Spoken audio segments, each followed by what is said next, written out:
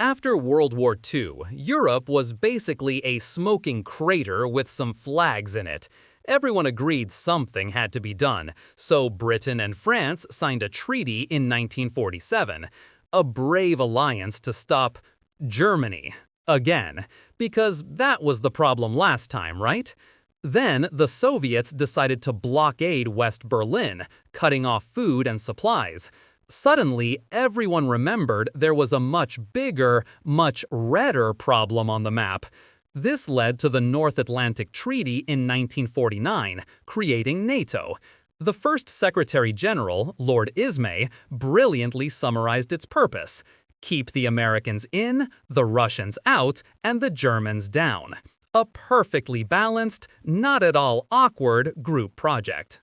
The heart of NATO is Article 5, the world's most dramatic "I've got your back." It says an attack on one member is an attack on all of them. A beautiful sentiment. This meant the United States, with its globe-ending nuclear arsenal, was now treaty-bound to defend, say, Luxembourg. Imagine giving your most powerful weapons launch codes to a friend who is famously good at finance. What could go wrong? The funniest part? Article 5 has only been triggered once. Not for a Soviet tank rush, but after 9/11.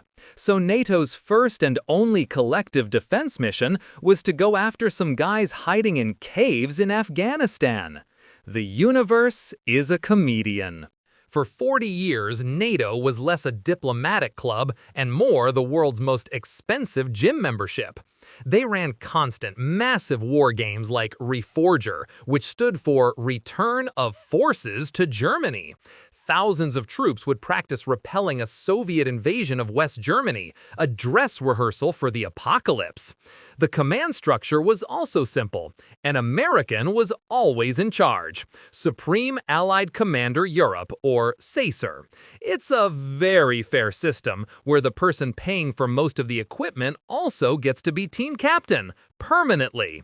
All this just to stare at the Warsaw Pact guys across a field in Germany, both sides waiting for a phone call that thankfully never came. Then, in 1991, the Soviet Union just stopped existing. The villain of the whole story was written out of the show. For a moment, NATO stood around awkwardly, a superhero league with no supervillain. But instead of retiring, it decided to expand its business model. It started inviting former Warsaw Pact members, the very countries it was built to fight, to join the club.